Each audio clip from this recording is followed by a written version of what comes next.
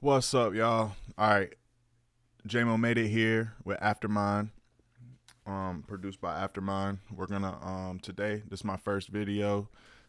I'm gonna show y'all how to make a beat and export it in FL Studio. Super easy, super simple. We're gonna get in here, have fun. We're not gonna try too hard. We're just gonna get it done, knock it out, and bring it to completion. That's it. Every time we start, we want to make sure we bring in our project to completion. So let's get in here. Let's get it. All right, we found our sample. Cool little guitar sample. We're just gonna go with this. We're gonna start building off. I always like to start with my 808s. We're not gonna go too crazy today. Just gonna get the backbone. Get our root notes, backbone of the song.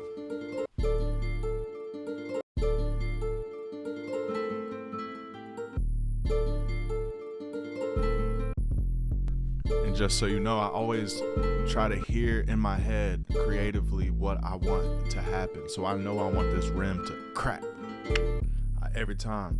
So just keep that in mind on where you're going. We want a good sense of direction on where we're going with this beat. And that's for anything in life. You want to have a good sense of direction. You don't want to just be out here wandering. We want to know where we're going at all times. And like I said, I want that rim to crack, so we're gonna go ahead and get this rim cracking.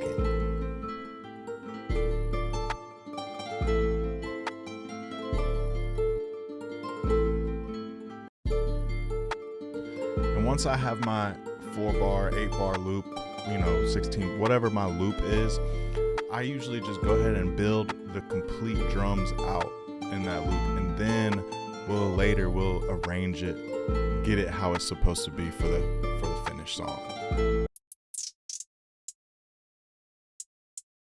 Yeah, super easy. Right now we're just gonna build the hi-hats. We're building the drums, y'all. I'm always gonna make my hi-hats simple at first. I always play with the velocity, make it sound like it's a real drummer behind there, Yeah, I make them simple at first, and then you can get in there, play with it, and do your fills and do all that stuff later.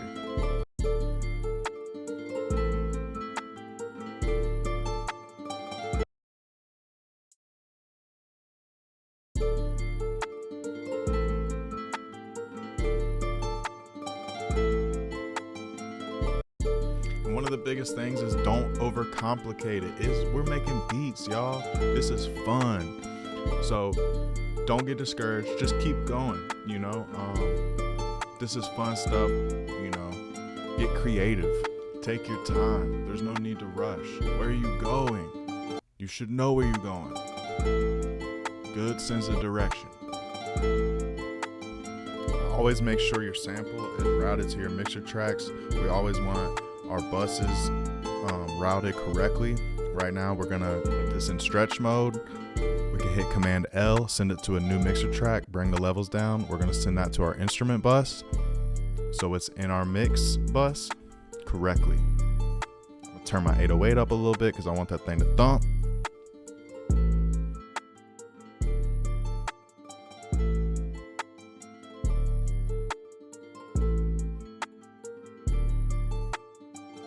A lot of people mix after they're done with the beat. Sometimes I do it as I go. Remember, always save your files. Save your project files, y'all. You don't want to lose projects. It happens too much.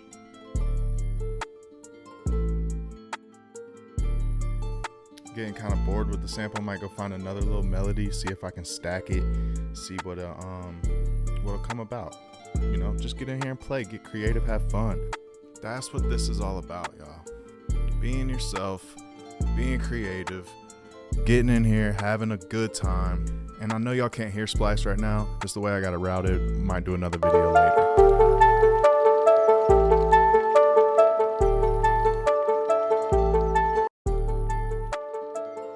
Same thing, we got a new sample. We went ahead and hit Command L. We got the levels right, the volume down a little bit. Sent it to our new mixer track, sent that to our instrument bus because we want our instruments in our instrument bus. We want our drums in our drum bus. Both of those buses routed to the mix bus so that we have control.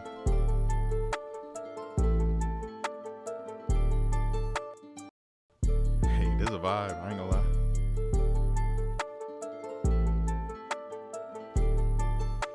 click the little piano up in the left corner.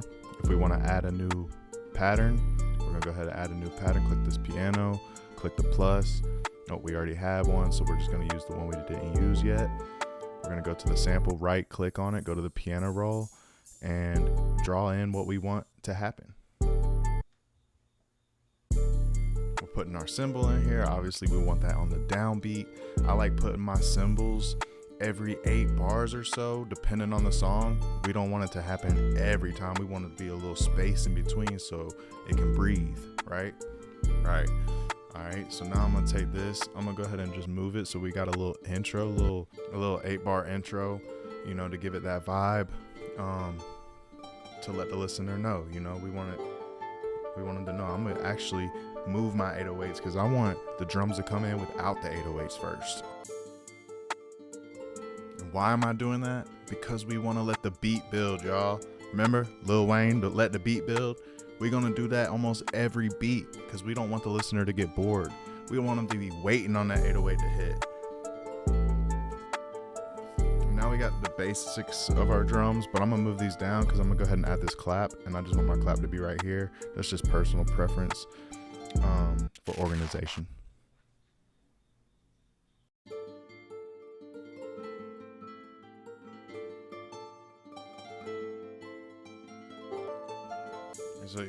So you can see we're building this out in halftime. Our drums are halftime. We're at 140 BPM. So it's the claps, the snares, they're gonna be on the 3rd.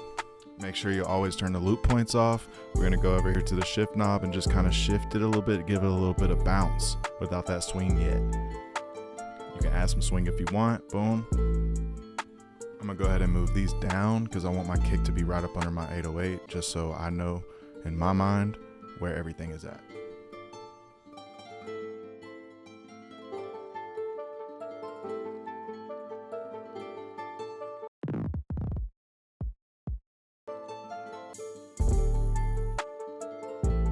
And most of the times your kick is gonna be with your 808. I usually put a limiter on there and sidechain compression.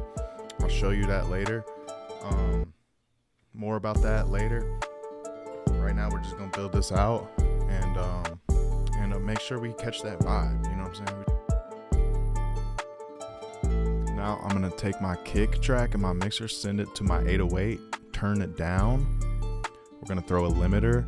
The Fruity limiter is free. Throw it on the 808, right click, make sure the kick is going. We're gonna turn the ratio all the way to the right. We're gonna turn the threshold down just so it's just touching it. We don't wanna drown this sound. We just want to make sure our low end isn't clashing.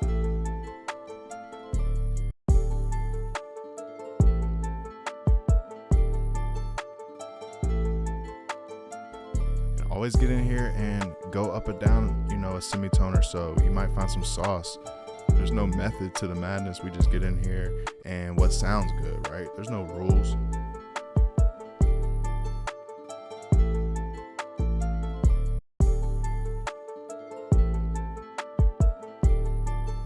And you can always, every 8 bars or so, switch it up. Make sure that 808's doing something different. You know, for now, I'm probably just gonna keep it the same just to make it simple and get this beat done, because our main goal every time we open FL Studio is to get a beat to completion. That's our goal. We want to complete our projects every time. And right now I'm gonna take my intro, I'm gonna go ahead and put it at the end of our 16-bar loop, which is our verse. I'm gonna put our intro, add the hi-hats to build basically an easy hook. I'm gonna drag this is our verse, drag this for our second verse, and then we can add subtle differences to distinguish the two.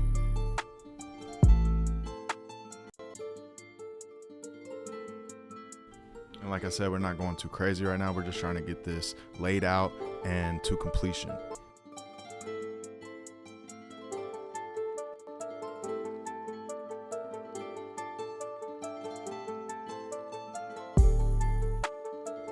For our outro, I'm just gonna take that 4-bar loop with everything in it. I'm gonna duplicate that. That way it drops twice and they can either make the hook twice at the end of the song, or they can have an outro to just ride out.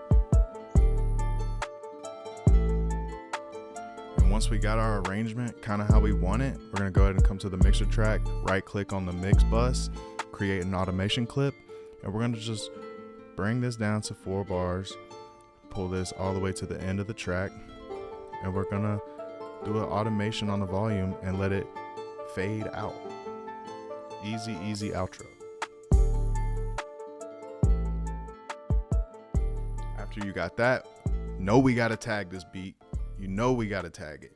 It's Aftrmine. Who is this? Ron Swanson. I don't put my tag throughout the whole beat.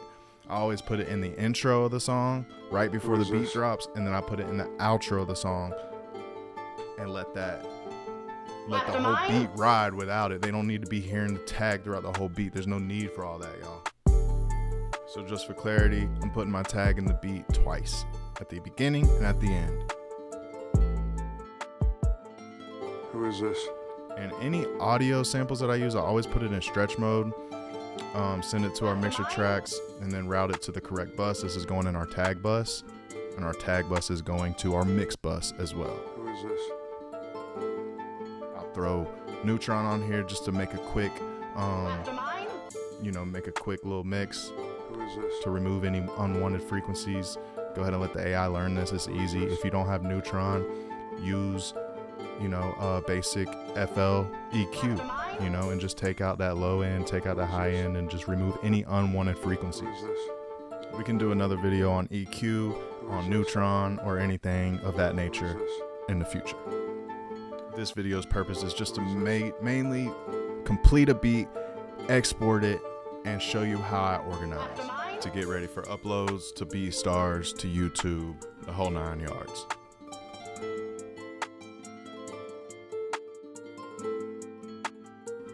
For my tag, I'm just adding a little bit of reverb and a delay just for my tags real quick, just to give them some sauce.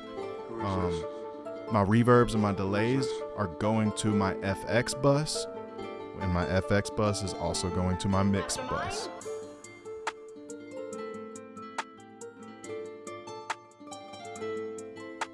And like I said, we're gonna go ahead and take our tags from the beginning. We're gonna drag these to the outro. Oh my goodness, my mouse doesn't want to listen to me. Go ahead and drag these to the outro. Who is this? And put them in the right spot, and that's how we're gonna end the beat. You know what I'm saying? Who is this? Easy, y'all, super easy. Who is this?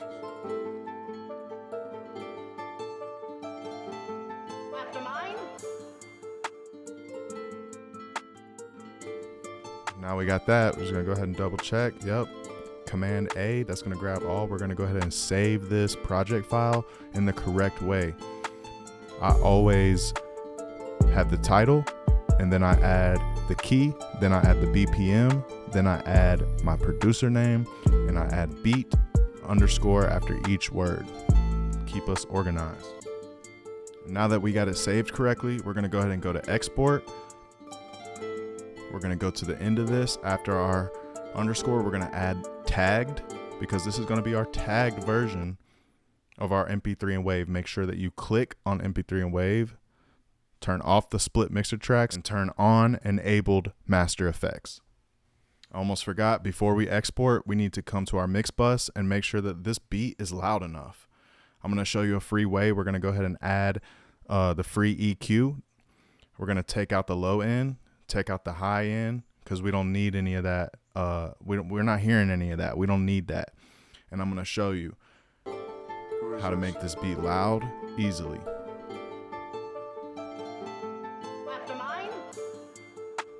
After we got our low end and our high end out, we're gonna add we're gonna add a soft clipper. Go ahead and add the fruity soft clipper. We're gonna turn the threshold up.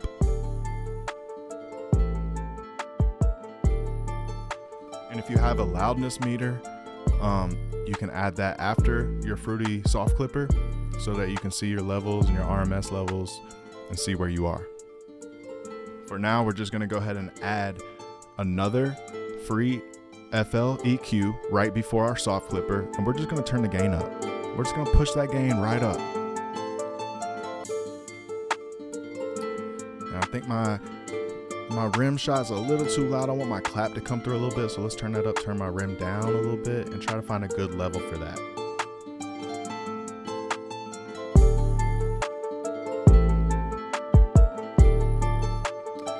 And just to give it a little sauce, let's go ahead and send our rim shot to another reverb to give it that little bit of sauce, y'all. After we got that, I think that's pretty much it, y'all. So let's go up to export. We're gonna go ahead and export. Remember, like I said, we're gonna title this at the end of it. Make sure that we know it's tagged. This is our tagged version of our MP3 and wave. We're gonna go ahead and click on the MP3 and the wave. Make sure our enabled master effects is on, split mixer tracks is off, and we're gonna go ahead and export this. Wait for it to get done exporting, and then we're gonna come, boom, it's gonna pop up. Boom, got our wave in MP3. We're gonna come right back into it. We're gonna go to export again. First, we're gonna turn off our tags. Turn off your tag channel so there's no tags in this. Now we're gonna export the untagged version of our beat. Go ahead and label this so we know what is what. MP3, export. Wait for it. We almost done. We're making it happen, y'all. As soon as this is done, we're gonna come right back in. We're gonna go to export again, but this time we're gonna disable the master effects and we're going to enable split mixer tracks. That way, we're gonna go ahead and label this as stems, and we're gonna copy this whole thing, create a new folder, paste it there. And now this is where we're going to put our stems.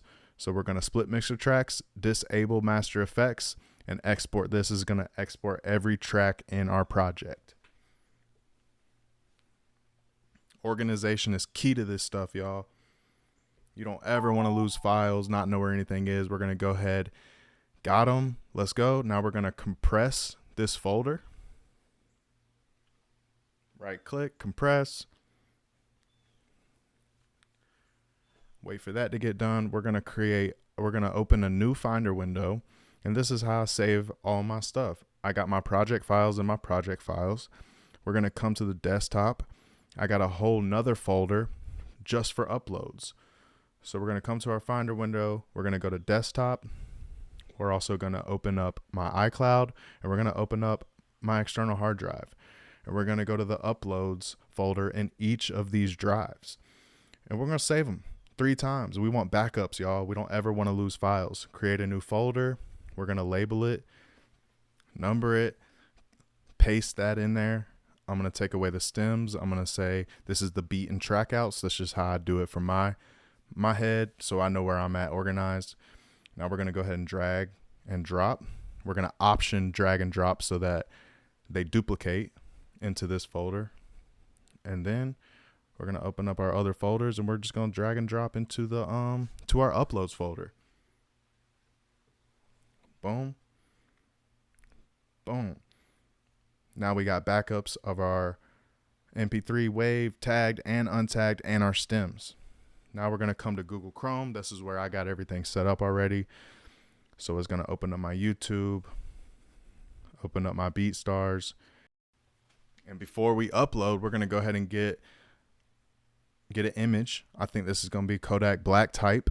So we're going to come to Google, just type in Kodak Black. This stuff isn't hard. You can go to Pinterest. You can get a picture wherever you can find it. It's the internet, y'all. Go get it, save the picture, and whatever picture you think represents the beat the best.